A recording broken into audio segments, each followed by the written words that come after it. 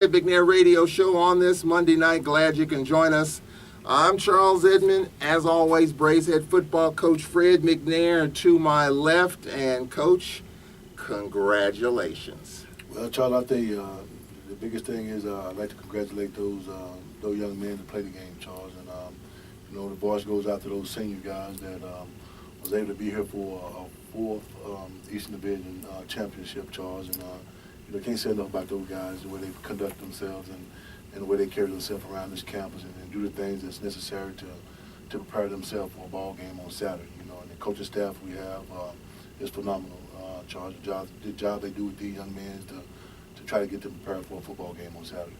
I'm sure a lot of these student athletes who've been here for a number of years, this is a run that probably can't be matched. I mean, the obvious question, is there a team, and there are a number of teams that have East, West, North, South divisions where one team has won 4 straight division titles. I mean, I don't know if that's been done before.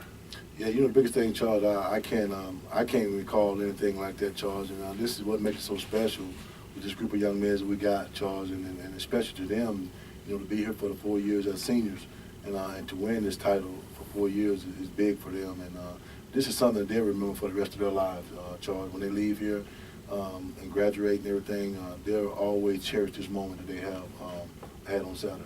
We're going to get to all the highlights coming up. Give us a call, 601-877-6595. And we already have a call coming in. We're going to get to the phone lines right now. And Gwen joins us on the Fred McNair radio show. Good evening, Gwen. Good evening. Coach McNair, I just want to commend you on an excellent job that you've done this season, and keep up the good work, and let's head to Jackson and do it again. No, you're right. I appreciate you. And like I said, it goes out to the coaching staff, the job that they did with the young men and getting them ready on Saturday, and just preparation. That's all we talk about all the time. Yes, sir. Thank you. Mm-hmm. All right, Gwen, that is, by the way, that's the mother of Jamario Brooks, who had a health issue here or there, but she sounds like she's none the worse for wear, and hey, she might be at the game Saturday, so we'll see how that all pans out. All right, let's get to the highlights, ladies and gentlemen. Of course, give us a call, 601-877-6595. Tweet a question in at Tallman Radio, or text us at 601-300-3124. The Braves won the toss, deferred to the second half. Valley's first drive started at their own 35-yard line, first down and 10. And then you look at what happened there. They had to punt after 3 and out. The Braves, after a 35-yard punt, started at their own 23-yard line. Noah Johnson getting the start for the Braves. And down the stretch play here is DeLance Turner exploding through the hole. He's to the 40. DeLance Turner to the 50, 49-yard line. A nice solid gain of 28. And here's DeLance Turner again on the stretch play. Another big hole. He's to the 35, the 30. Down to the 25-yard line, a gain of 23. So DeLance Turner, Fred McNair, right off the bat, 2 carries, 52 yards, getting the running game going early. Oh yeah, he's doing what DeLance normally do, and he's done a phenomenal job this whole season, Charles, of hitting the holes, and of course the offensive line always doing a tremendous job of giving those spaces to run in. So he's always continued to play great at time of need. So 2 carries, 52 yards for DeLance Turner. The Braves got to the Delta Devils 22, where they were faced with a 2nd down and 7. Here is Noah Johnson keeping it. Throw the bullet. High, deflected, picked off. High ball picked off at the 10-yard line, 15, 20, 22. It was a high ball, and the Delta Devils secondary comes up with a turnover. That was Mark Pickeys with the pick. Yeah, and I think Noah just had a high throw. I thought the Bills could have caught that ball. It hit him in the hands, and so we just that's one thing that's maybe the only mistake that Bills probably made this whole game, Charles, was just maybe have an opportunity to catch a pass and didn't catch. So with that, the Delta Devils got it off the turnover, but they went 3 and out, and after a Reed 22-yard punt, the Braves started their second drive at the Delta Devils 48. After a Noah Johnson 11-yard run, it was 1st and 10 at Valley's 37-yard line. Noah Johnson, a 38-yard run on the read option. That time he kept it, and Noah Johnson from 38 yards out, the Braves with an early lead. That's his 5th rushing touchdown of the season. Yeah, he does a great job on that, Charles, and that's something that he's I think he makes a living off that, Charles, the way he ran that play. So he's just been doing a tremendous job of coming in and replacing Foot at that time of need. So it was 7-0. That was a 2-play, 48-yard drive, 34 seconds time of possession, 7-0 Alcorn. Valley's next drive started at their own 22-yard line with 8:36 left in the first quarter, and they had a 3rd down and 8. Fowler out of the gun, 3-step drop, flushed out to his left, steps up to his right, and he's going to be dropped at midfield. Leading the way for the Braves, Terry Winnington, who's having a solid season. He really is having a solid season. Yeah, it's good to have Terry back. You know, Terry, he was out last year with a little injury, and then he came back strong, and then he's been having a great year for us, Charles, and good to have him back on the field for us. So after a 39-yard punt, the Braves started at their own 9-yard line with 5:04 left in the first quarter. It was a penalty field drive, a holding, a penalty. Then we fumbled. Noah Johnson fumbled right at their 1-yard line. It was 3rd down and 15 from the 4. This might have been the biggest play of the game. Noah Johnson, 8 yards deep in his end zone, flushed out to his right. Noah's going to throw it long and deep, a jump off revealed, and this ball's caught! He just threw it up, and Orlando Neal playing in his final home game with the kid. And I thought that was a huge play when you look at the grand scheme of things. Valley got a turnover, we were backed up, we had a penalty, could have been a safety, and Orlando Veals bailed us out. Always, Charles. I think Noah did a great job of escaping out of the pocket and giving Veals a chance. That's all we talk about as coaches. Is give your receivers a chance to make a play, and I think that we have some guys that can make those plays. So Noah threw it up, and Veals was able to make a play for us now. So the Braves drive continued. They got to the Delta Devils 17, where it was 2nd down and 11. Here's Noah Johnson on the replay action. Looks going to allow this one wide open. Touchdown. That's Orlando Veals wide open. That was just so easy for Veals.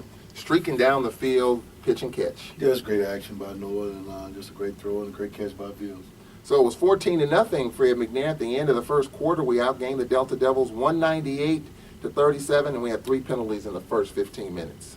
Yeah, you know, I always credit, the total yards in that first quarter to the defense and the way they play. You know, every game during our pregame, we always have a coaching meeting, and we always talk about the coin toss. And I think Coach Thomas, he really loves to defer.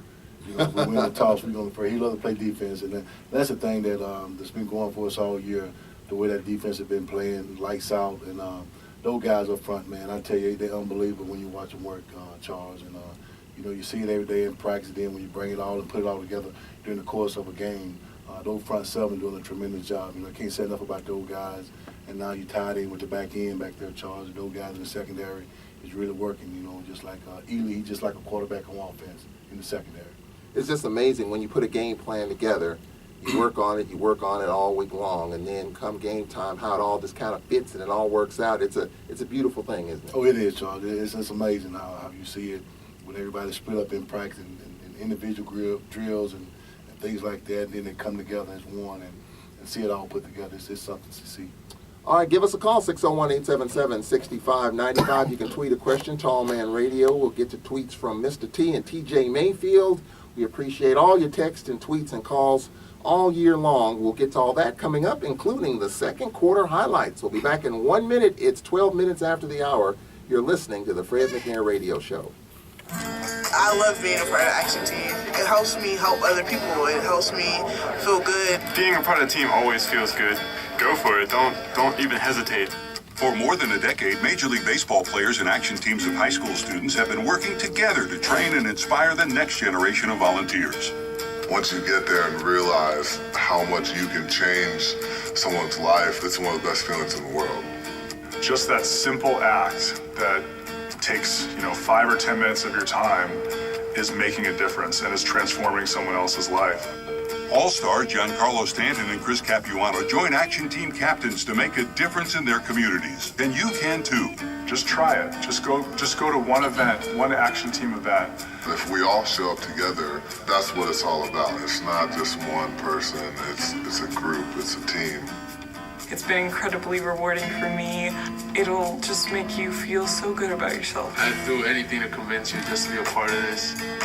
For more information, go to actionteam.org. All right, welcome back to the Fred McNair Radio Show here at our affiliate of the ASU Sports Radio Network, the flagship 91.7 WPRL Alcorn Public Radio. And we're having our 7th annual toy drive now through December the 20th. Help us make a child feel special this Christmas. The toys must range from ages 1 to 13. All toys will be greatly appreciated. For more information, call 601-877-6594. That's Jay Miles on the controls there for this toy drive, and I've been a part of it, especially last year, in happy faces and smiles during the holiday season. You can't beat it. Or give us a call at 601-877-6290. All right, let's get to the second quarter highlights. No scoring until 3:16 left in the second quarter. The Braves started at Valley's 44-yard line. Veals, a big run, a catch and a run, apparent fumble it looked like, but after a review it was overturned, so the drive continued, and the Braves got to Valley's 36-yard line where it was 2nd down and 2. Noah Johnson on the stretch play to Lance Turner, turning it up. He's to the 30-yard line, 20, down the sideline, 10, 5, touchdown. No flags. No flags on that play, and that was a long look at that apparent fumble by Veals. They called it a fumble on the field. It was an overturned call, and the drive continued, and we took advantage. Yeah, during the course of that fumble, there's a lot of things that factors into that charge when they review the play. If it's overturned, now they got to put time back on the clock and understand where the ball is spotted at and all that kind of stuff. So there's a lot of things played into it. That's why it took so long for them to review the play. So it was 21-0 at that point, Coach. It was kind of a lull early in the second quarter, and then we kind of got a score, 2/3 of the way through the second. It was, Charles. We had a little, a little spell right there where we didn't do anything offense. But, like I said, the defenses, they took up the slack and kept Valley out of the end zone. So that was big for us there during that period of time. So, we made a play there with the Lance on the last few minutes of that game, or that half. Right there, Charge, and to put another score up. So it was 21-0, and we've been good all year, Coach, with getting points late in the first half. So it was 2:44 left in the half. We're up 21-0. The Braves got the ball back at Valley's 35 with 1:26 left in the first half, and we're behind the chains, 2nd and 20 from the Delta Devils' 24-yard line. Back to pass, looking left, looks, throws. High caught, Orlando Veals. To the 1. So that brought it to the 1, and next thing you know, there's Turner. Easy hole, touchdown.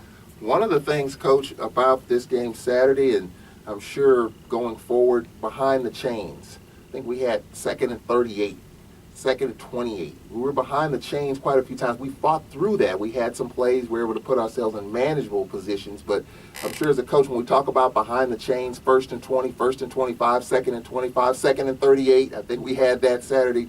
So you definitely don't want to be too far behind the chains. We don't have a play in our playbook, Charles, to cover that kind of yards. So, we got to get better at that. And I talked to the guys, the staff in this morning meeting about those things that we need to correct that way. So it's going to come down to where we have to play almost a perfect ball game in some situations. So we got to get better at that. And, it's good that we can overcome some of those things like that, Charles, but, we fought through adversity and made those plays at that time of need. So we just got to understand we can't put ourselves in that position. Second straight game, Coach, we just talked about it, getting points late. Alabama A&M tried to kill the clock, and you had a couple of timeouts. You took it. You got late points against A&M, which I thought flipped the momentum in that game. And then when you give up or get points late, that's kind of a deflator, isn't it? Oh, it is, Charles, and that's big, when you're able to get points before the half. It's always big going into half with momentum and knowing that you're going to get the ball coming out in the second half. So there's always a carryover right there, man. I tell you, it's a big difference when that happens in your favor.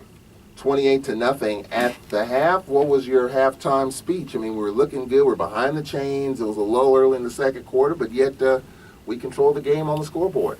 Well, not the biggest thing. You just go out and just finish the ball game, Charles. Just continue to play hard and just finish. And that's the thing that we have to continue to talk to our young men about, is finishing the ball game and stuff like that, Charles. And that was the big spiel. There wasn't nothing I had to say to get those guys ready. They know the magnitude of this ball game, how it was, and and what it meant to them, especially those seniors, Charles. So I didn't have to say too much, but it's just go out and finish the ball game. And the time is 19 minutes after. We'll get to a break, but this from MEMA. Braves fans, now is the time to have a game plan for severe weather. Tornadoes are one of the most dangerous threats in our state. They can touch down anytime, anywhere with very little warning.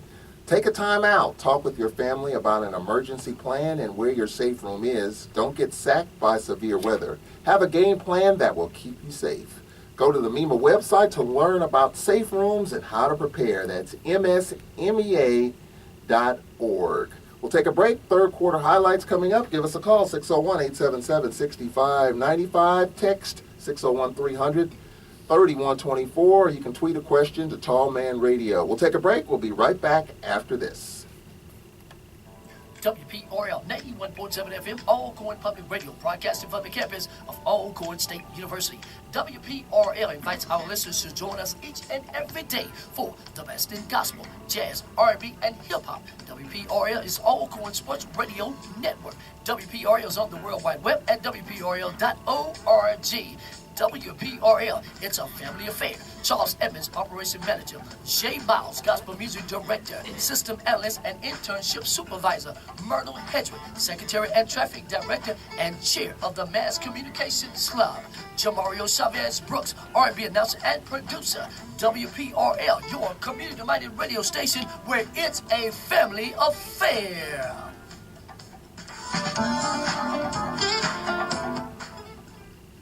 All right, welcome back to the Fred McNair Radio Show. You can be a part of it. Give us a call, 601-877-6595. You can text us a question at 601-300-3124 or tweet a question at Tall Man Radio. We will have a show next week, by the way, as we put a capper on the Jackson State game, have highlights of that, and we'll have a pretty decent montage of all the highlights of the season.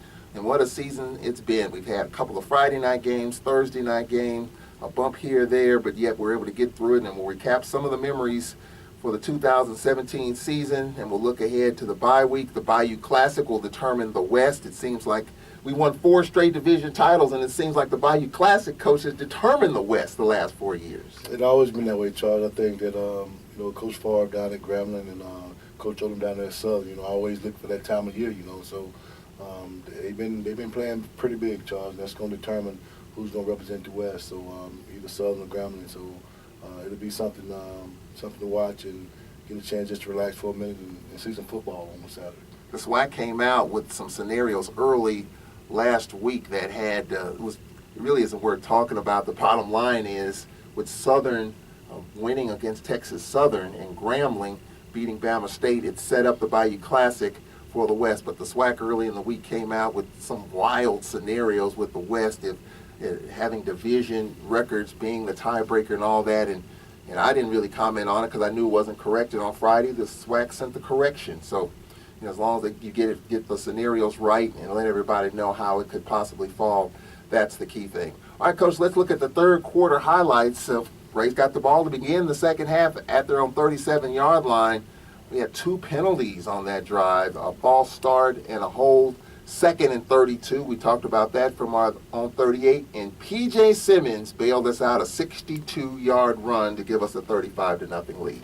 He's been electrifying all year, Charles, and he's one of the guys that we really depends on in the backfield with the Lance Turner. They complement each other, Charles, and I think they does a great job working together. And like I said, those guys got a lot easier when they got offensive line blocking what they're blocking for them. So, Coach Stanchek and Coach Ratton does a great job of tying in that tight end with the offensive lineman and making holes for those guys, man. It's just phenomenal the way those guys work in practice. Well, you talked about it last week. We played 13 offensive linemen against A&M. Did we play that many this past Saturday? Played 13 again, Charles. and that's big too, Charles. Getting those young guys some experience and letting them play. That's always helped, down the line, because you never know what's going to happen, Charles. And the more experience they get playing, game experience, Charles, it always helps. And I know Coach Stanchek, he's tickled pink, about playing 13 guys for 2 weeks in a row, so that's big for him. the job he does, just to show you what kind of job he does, get those guys prepared. I keep saying this, and you know this as well. That's a far cry from when we played Arkansas this time last year when we only played 5. You're exactly right. And that's still, I give Coach Stanchek credit for that too, man, because he played 5 offensive linemen against the SEC caliber team, man. I tell you, that's big. You know, those guys really stuck their heads out, man, and they played well against Arkansas. So with that Simmons 62-yard burst, it was 35-0 with 12:08 left in the third quarter. Another 3 and out for Valley, so the Braves started at their own 9-yard line with 10:55 left. Turner, a 14-yard run. Noah Johnson, a 34-yard run to Valley's 33, where it was first down and 10. Here is Noah Johnson again. It's wide open at the 20, 15, 10, touchdown. So that made it 42-0 with 9:42 left in the third quarter. Next Valley drive started at their own 30 with 9:42 left in the third, and they got to their own 47-yard line. Vince, 3-step drop on the post, and this is a catch. 40, 35, 32-yard line. Fumble! Braves say they have it, and they do. This was recovered by Christian Brown, the linebacker. So we get a turnover here. Talk about Christian Brown. Great job of hustling for the defense, man, and they do swarm drills every night, Charles, every day, really, of running to the football, and that's what caused that fumble. They ran into the football and making that turnover happen. You know, and Christian Brown was able to cover the fumble, and a big deal, man. I tell you, that's where those guys practice, Charles. They practice getting to the football, and that shows you what kind of things that we be doing at practice. And Coach Thomas does a great job getting those guys with a lot of energy running to the football. So with that turnover, the Braves first and 10 from their own 33 with 8:13 left in the third. An unsportsmanlike conduct penalty on Simmons and illegal participation. So the Braves were behind the chains here. Second down and 20 from their own 34-yard line. Here's Noah Johnson on the play action. He's going to lob this one long down the field. And Orlando Bales with the catch to the 20, to the 10, and it's a touchdown. And that was a big play, a 66-yard bomb to Orlando Beals, who had a really, really big day. Yeah, he's been playing solid, Charles. You can't say enough about him. He's a senior. He already graduated and everything, and he's working on his masters, and so he's doing a tremendous job for us. He become a voice of the team right now, Charles. You know, I got a phone call from him today, and he wanted to talk to me today. So I imagine what that can be about. But he's the voice of the team, Charles, and I think that he's coming out of his shell and being vocal with his football team. Well, P.J. Simmons added a touchdown run of 27 yards. It was 56-0 at the end of the third quarter, and just astounding numbers in the third. 316 yards of offense in the third quarter. That's awesome. That's a lot of yards, Charles, and credit that to those guys, man, and the job that they've done, protecting the quarterback and open up those holes for the run. So it's big for them, man.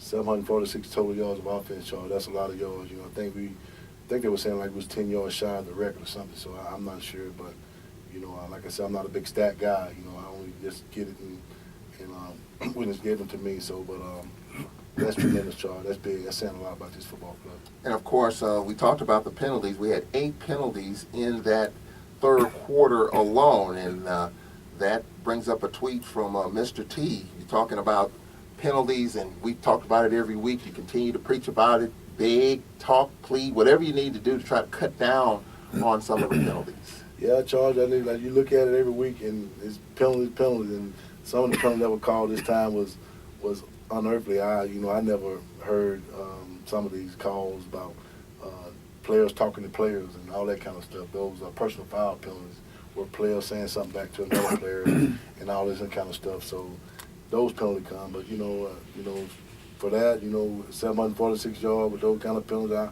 I'll take that trade in, Charles. All right, 28 minutes after the hour, let's go back to the phone line. Marquise calling in from Port Gibson. Good evening, Marquise. How you doing, John? Doing pretty good. How you doing, Coach? What's up, Marquise? Well, I want to congratulate on y'all winning against Valley. Yeah, we sure appreciate it, man. Thanks a lot. Yeah, and I hope y'all get. I hope y'all get another win against Jackson State. That's exactly right, man. Preparation starts tonight, man. We got about a couple hours tonight outside under the lights, and we're gonna see how these guys get ready to play against Jackson, man. So hopefully it'll be good for us, man. And I think we don't have this week. I don't think we need too much coaching. Charles Marquis. So these guys know the magnitude of this ball game, and they're gonna play hard, and I know that for a fact. All right, Marquise, we appreciate you calling in. 28 minutes after the hour, we'll take a 1-minute break. Just the one highlight in the fourth quarter. McCullough got involved in the action, so we'll get to that, put a capper on this game, have the final numbers as we put a capper on the Valley win. We'll take a 1-minute break. We'll be right back after this on the Fred McNair Radio Show.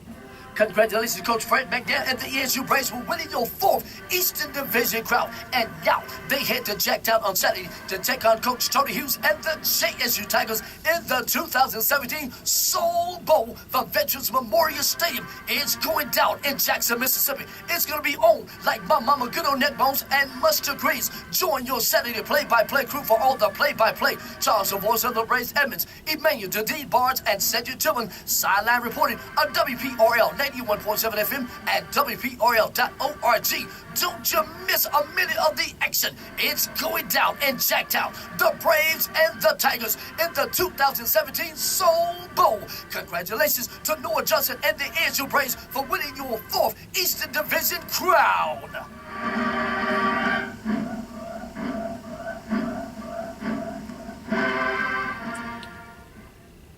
All right, we approach the bottom of the hour. Let's pause 10 seconds for station identification on the Alcorn Football Radio Network. You are tuned in to WPRL 91.7 FM, broadcasting from the campus of Alcorn State University. All right, welcome back to the Fred McNair Radio Show on this Monday night, halfway through, giving you all the highlights from the Mississippi Valley game. We'll have post-game reaction coming up in a moment.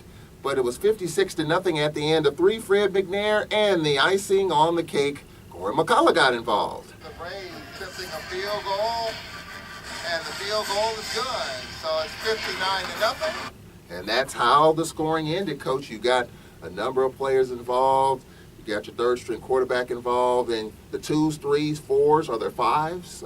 About a 4. 5s, 6s, and 7s. They all came in to mop it up, and hey, what a way to finish it in the Gatorade bath. Coach Thomas, yourself, I know that's got to be one of the great feelings when you know, the long slog of the summer, the spring, the conditioning. We had a bump in the road at Grambling. We pick it right back up. We beat A&M, and then we beat Valley to get back to Houston. I know that that Gatorade bath felt like it was Antarctica, as cold as it was. So I take that charge in return of everything, man. These young men, the way they play and the way they get out and participate in things that they do, man, it's crazy about how they do it, because you have to have time management. You got to go to class, you got to come to practice, you got to watch film and things like that. So they put a lot of time in the charge, and for what it's worth, you know, I take that Gatorade bath from them anytime, man. So they deserve it, especially those seniors that's playing their last season, Charles. So it was great for them. Yeah, just talk about the senior class. I mean, this is their final home game. Of course, the season's not over still. We hope 3 more games to go, but just give us your sense and your thoughts on this senior class and how hard they worked and how they've stayed with the process, how they trusted the system, how they trusted the process. You know, these young men, they've been through a lot, Charles, even through the spring and up until now, getting in the summer in July the 31st and getting ready for tour days and camp and all that. Well, actually, camp, the tour day was cut out. But the way they handled the whole situation, Charles, is great. The young men, I think they've really grown up. You know, they matured the whole year that we had them, understanding what the coaches want and understanding what we need to do as a team to get better every week. Going out and practicing, working hard in the heat, in the sun, in the mud, in the rain, whatever it took. There was no complaining about anything. These young men, they had a goal in mind, and so the goal is still set for them, and we still have a chance there, Charles. So, you know, you're going to miss these guys as seniors, Charles, and the way they brought the underclassmen up on the wings and put them along and making sure they was ready to play and everything, Charles. So these guys will be missed, and, you know, just the mentor part that they've been doing with these young men as well as coaches. It was a great thing, and they're going to be successful in life, Charles, and you know, when they leave here with their degree and things like that of that nature, Charles, they won't have any problems, because some of them will become family figures, and it's just great to have a group of seniors such as these guys, man, to be able to carry the torch and carry these championships along for 4 years and still be able to compete for a SWAC championship, man. It's something that's special for them, and they will embrace it at the end, Charles. When it's all over and done, they will look back, reflect back on it, and embrace it very hard the way they come through this whole deal. You talked with Cedric Tillman, the usual post-game interview. Did I get the sense you got kind of emotional with everything that was happening, the rah-rah, the band, the Gatorade bath? You got kind of emotional down there, it seemed like. You know, I did, Charles, and the biggest thing about that, Charles, I was so happy for those young men, Charles, those seniors, for winning the 4th East Division title. Was great for them, man, and it wasn't enough that I wish I could have did more for them at the time, at that moment, Charles, but those guys had put out a lot of energy to get to where they're at now, and that's why it was so emotional to me, just to be able to see them enjoy themselves and embrace the moment of winning that Eastern Division title again, and just to hate to see them leave, Charles, and that's the biggest thing. You'll miss the camaraderie of the players and them guys of just talking to them and the things that they do, man, and they're a lot of fun, you know, as a coach, and you walk around and see these guys every day, and just talking to them individually sometimes always it inspires me a little bit, Charles, to where, you know, these guys are really, really, really good people, other than just football players. They're good individuals. They got a lot going on in life, and just for them to come out and do the things they do every day, go to class, come to practice, and listen to these coaches yelling fuss at them about some things, and you know, these guys never stopped a minute to say anything back. They just took it and just went with it, man, and that what gets you so much closer to these guys, man. The way they accept you as a coach and do the things for you that they do. We've done a lot of interviews. This is the second year I've done your show. You've never said, this is a lot of fun. That's the first time I've heard you say that. I mean, of course it's intense. You're on the grind of it all. But for you to woosah for a second to say, it's a lot of fun despite being in the grinder, that says a lot. Oh, yeah, it is, Charles. And just like I said, just to see these young men every day and you being a part of their lives, just that, not only as a coach, but just to see them and being able to hold conversation with them. And you know, like I said, a lot of these young men come to you with personal things that they need to talk about. And that's the part that really gets me, Charles, when they do that. And you know, just being there and listening to them and understanding where they're coming from, it means a lot when they can just open up to you that way as a player to a coach. When Orlando Veals was on track for the school record in terms of receiving yards in the game, he came up short but had a big game anyway. 3 touchdowns, 9 receptions for 253 yards. And after the game, he spoke with our Cedric Tillman. Well, it's your last game here at Alcorn. Just talk about, you know, being a senior here in your career here at Alcorn. I just want to give it all I give it all I got every game, but this last game, like here's Jake Speed, I want to make it remember. Okay, well, talk about your season here. This season, you was probably one of the #1 targets out here for Alcorn. Just talk about some of the records you set out here. I really want to, like the guys for me, I want to thank them. They showed me the way. I want to keep it up. Well, let's talk about going your 4-peat. You're going back to the SWAC championship. Let's talk about going back again. Oh yeah, really supposed to be the 5-peat, but I take 4 because I finish it in Houston. All right, that's Orlando Veals talking to our Cedric Tillman after the game. You know, he really rose up in the ranks. I mean, there's some years we had 20 receivers out there, and Orlando Veals was kind of in the middle of that shuffle, but for him to emerge, stay with it, stick with it, and he's the top receiver. He's going to play a little postseason football. That says a lot, too. You know, this is a young man, Charles, that was just a walk-on when he came here from Brookhaven. You know, and looked great.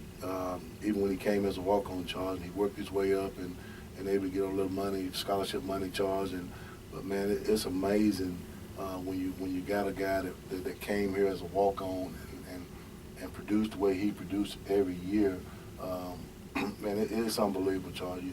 Those are the kind of things that goes unnoticed when you talk about players and the things that they do, the sacrifice that they made, you know, paying their own way to school and coming out and playing football is something that they really enjoy. So my hat's off to those guys and those young men to come out there every day and do the things that they do with just a little, you know, Charles. So those are the things that we have to look at as coaches and just think back to where they're not able to have a whole lot of things. They're not able to have scholarship money for books and all that kind of stuff. They have to pay their own way. Those are the type of people that's very special. Bills is a very special young man, and he's going to be very successful in life. We look at the final numbers, 700. I didn't realize this until you just brought it up a little while ago. 746 yards of total offense in the game. I mean, that's pretty impressive. You had two players with over 100 yards rushing. DeLance Turner, final home game, 171. Noah Johnson, 122 yards rushing. And then P.J. Simmons, 3 yards short of 100 yards, part of a 424-yard rushing day. It was quiet, Charles. I mean, I would have never known if I haven't seen the paper. Just the stats in front of me when I go to the interview and after the game. I would have never known that because it was a quiet 746 yards. I mean, I would have never known. If I could have guessed, I would have just said 500 maybe. But that's unbelievable, man. That's amazing. That says a lot about this offense, the way we have started clicking at the right time. When you're going on down to the finish line, you really want to put out. So I think that's what we're doing right now. And can't say enough about the defense and where they have harassing quarterbacks and running backs and stuff like that. So that's amazing, Charles. So we're going to continue to push these young men and getting them better every week. So we got a good week coming up, and preparation starts tonight. Well, on the defensive side, Mike Brooks with 7 tackles, Alvin Wilson with 6 tackles. We talked about Terry Winnington, 5 tackles. We really got after Valley's quarterback, 5 sacks on the day. Yeah, Charles, I thought we missed about 5 too, Charles. So we just got to do a better job of containing the guy and when we got him in the pocket and getting him down. So it could have been probably a record-setting game for sacks too. If we look at it, we can still count those sacks that we missed. All right, we're going to take a time out here. We'll get to your text and tweets coming up here. We'll hear from Alcorn Athletics Director Derek Horn. We'll get his thoughts on this 4-peat. We'll get to that, and we'll make the transition. We'll hear from Tony Hughes, the second-year head coach of Jackson State, and we'll get Fred McNair's thoughts on the Tigers. You can toss the records aside. Jackson State's going to come with it, especially since they came from behind to beat A&M at the Horn on Saturday. So we'll take a 1-minute break. We'll be right back after this on the Fred McNair Radio Show. WPRL 91.7 FM has always tried to stay one step ahead of the curve. We've done it again with a new and improved website, WPRL.org. It's got all the latest in national and local news, as well as your favorite WPRL shows and personalities. From these worthy to be praised gospel program with Jay Miles to Jazzy Jazz, R&B with Jamario Brooks, student shows, and of course, all of your Alcorn State University sports broadcasts. You can listen to WPRL.org from your cell phone or tablet, Android or Apple. Just go to TuneIn Radio and type in Life 91.7 WPRL in the search box. Anytime, anywhere, any source, desktop, laptop, cell phone or tablet, WPRL has you covered. For more information, call 601-877-6290. All of this from 91.7 WPRL and on WPRL.org. All right, welcome back. 42 minutes after. You can tweet a question. Tall Man Radio got some tweets that have come in. Joshua R. Davis Jr. Tweeted a question about the penalties, and you've talked about that. And so obviously you want to work on cleaning up that, and he also the congratulations. Tall feat done by no other SWAC team, so the congratulations are in order from Joshua Davis off the Twitter feed. Alexis Smith tweets, Coach, besides penalties, what do you think the team can work on going forward? And she also asked about our third-string running back in Marsh. Will he get more reps going forward?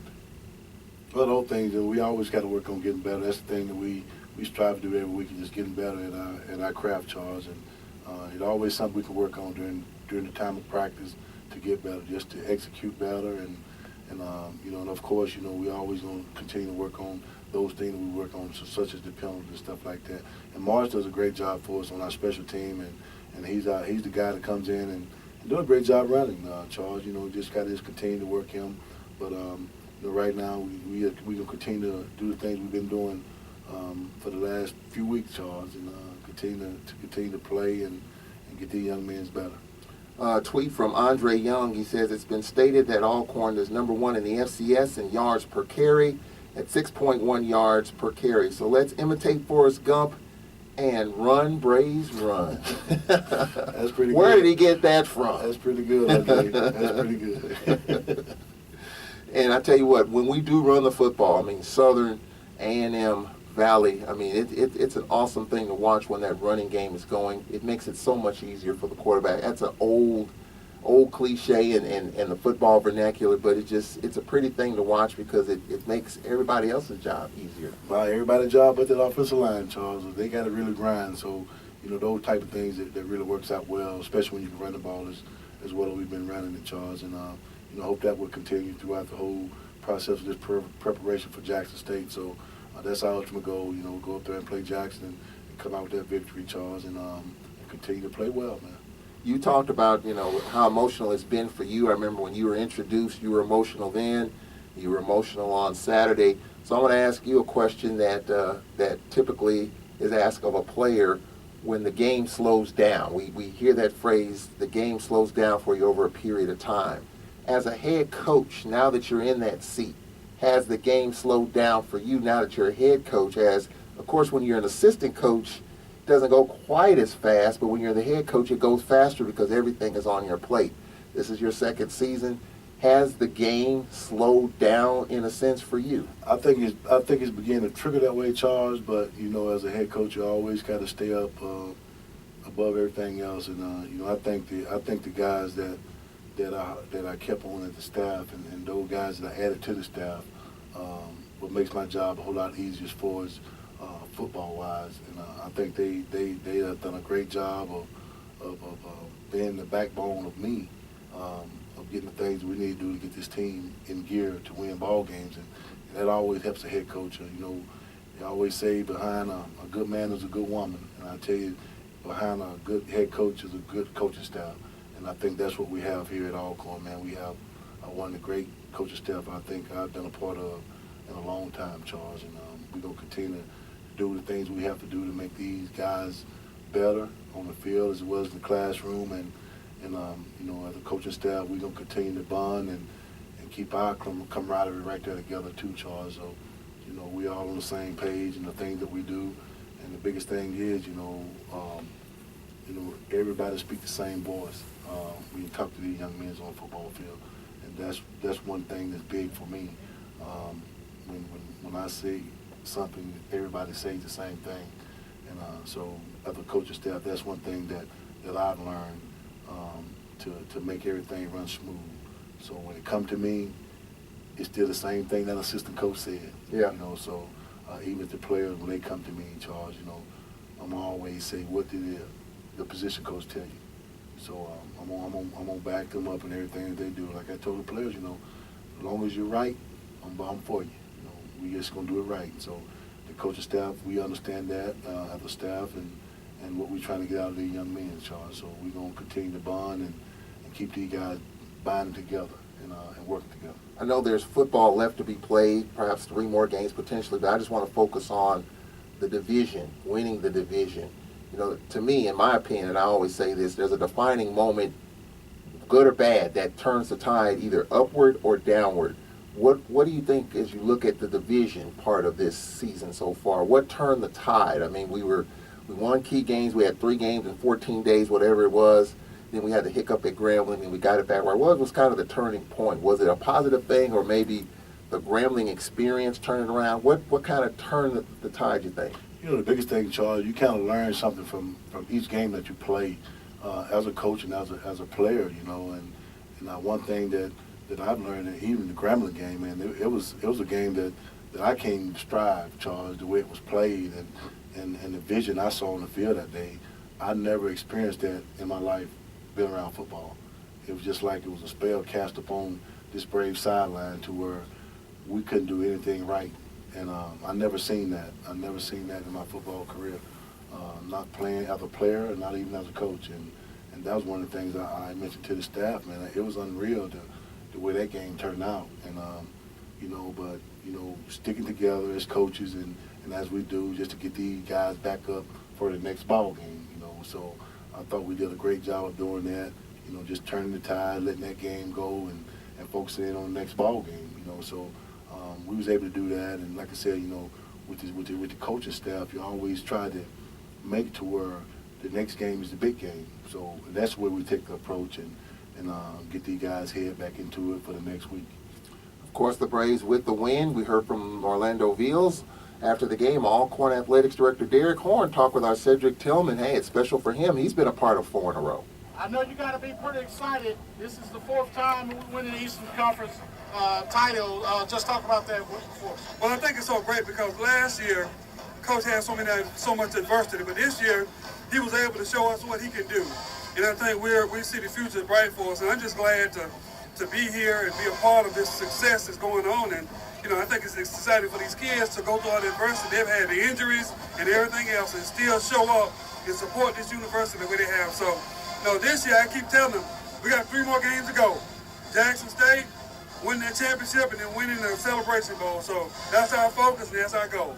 Yeah, talk about that. We're going back to the SWAC championship again. Just talking about this team making it back one more Well, I time. think it's awesome to go 4 years in a row, you know, and through coaches' transition and everything. That shows us that we have a solid program. So we just need to keep building on that. And, you know, this is not our first rodeo. We had some unfinished business last year. I desire to go and take care of that business, you know, this year. So it's just great to have these kids. You have some kids, all they know it's a SWAC championship. Okay, we got one more game to take care of in our arch rival Jackson State before we head to Houston. Just talk about trying to get that game under our belt. Well, I think it's one thing that we realize. The 2 games we got to take care of is Southern and Jackson State.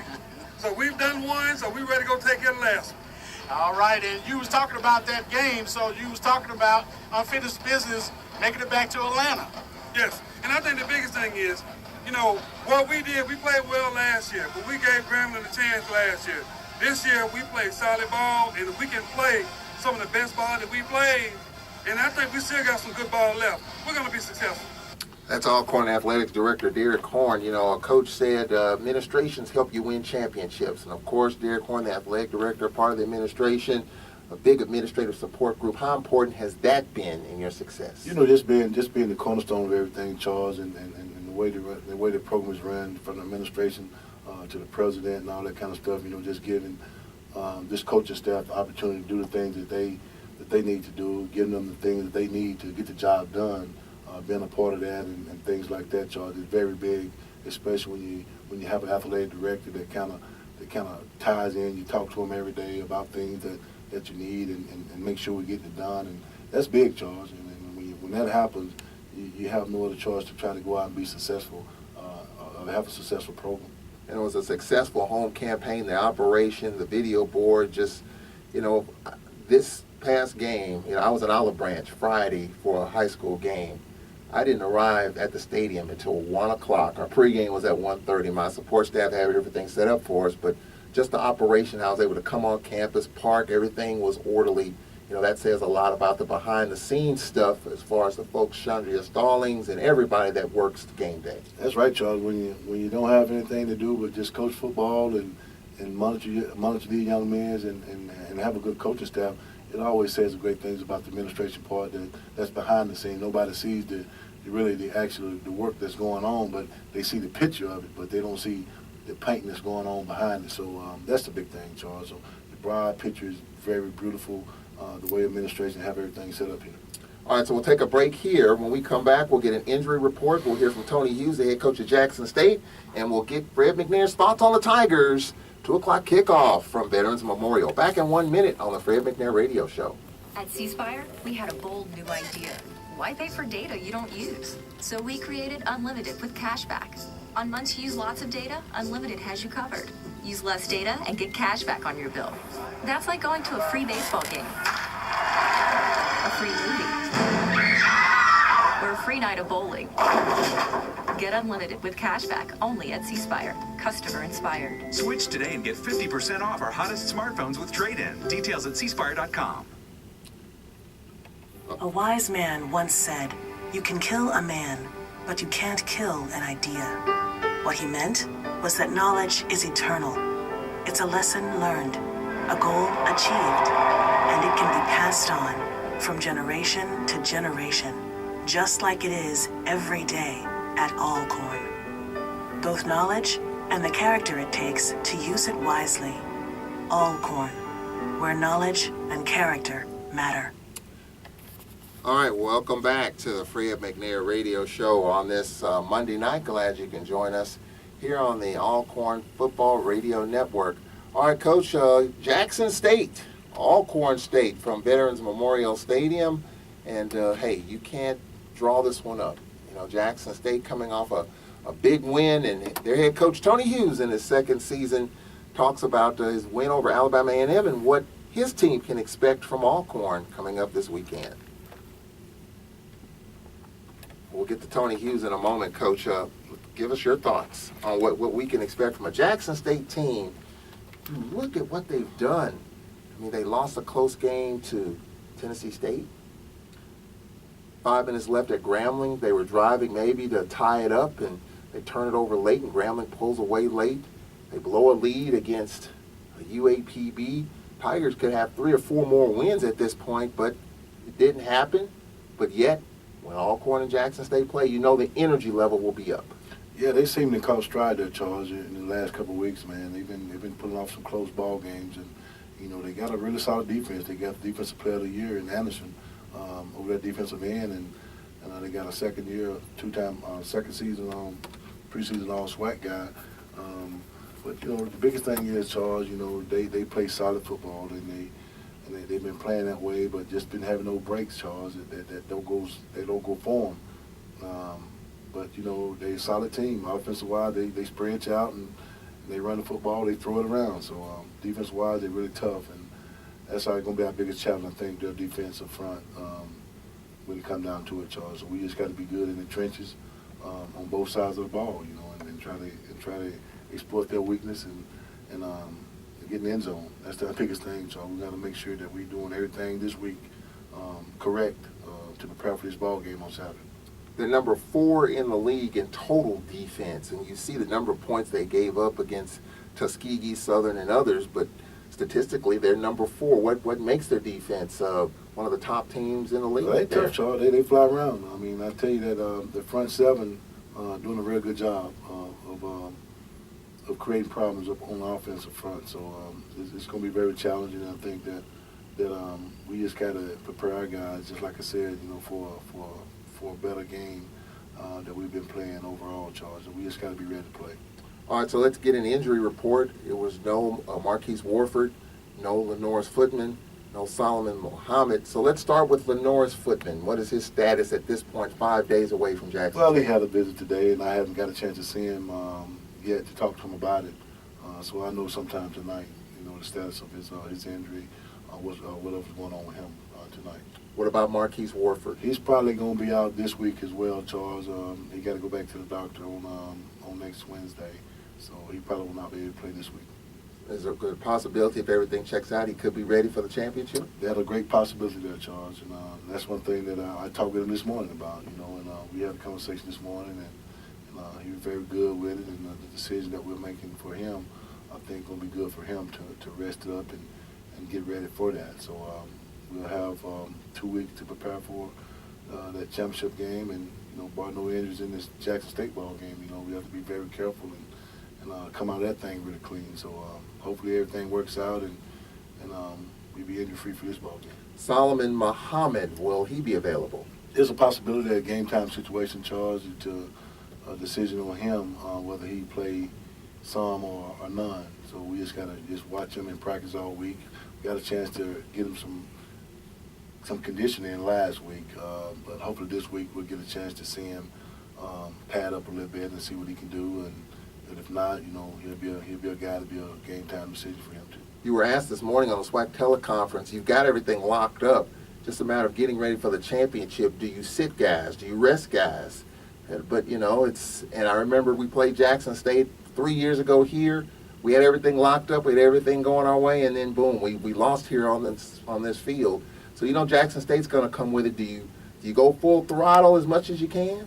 Charles, we're gonna tune up this week and prepare to play football. I mean, we're gonna fine tune things, and we just got to get ready to play a good Jackson State football team, the way we're supposed to play it. And in that situation, I think that, when it tends to kind of sit people and get a little rust on the charge, But we just got to make sure that we're fine-tuned for Jackson State all week and get prepared for them. And whatever come after that, we'll see.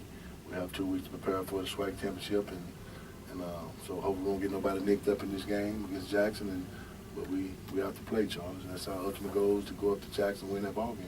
One thing about it, you don't have to worry about coaching them up, do you? That's the biggest thing, Charles. These guys know they got to win their individual battle, and I think that's what we've been talking about all year. And you do that, you win the war, Charles. And I think these guys will be amped up and ready to play sound football, execute, and play fundamental sound football. Well, Coach, we appreciate it. Congratulations, and we'll talk to you right here next week as we recap the Jackson State game. All right, Charles. Appreciate it. Thanks. That's Braves head football coach Fred McNair on the Fred McNair Radio Show. Glad you can join us here on this Monday night. Don't forget Lady Braves basketball here at home. Wednesday and Friday, we'll have both of those games on the ASU Sports Network. That'll do it for the Fred McNair Radio Show. Alcorn and Jackson State coming up on Saturday. We'll talk to you next Monday on the Fred McNair Radio Show. So long.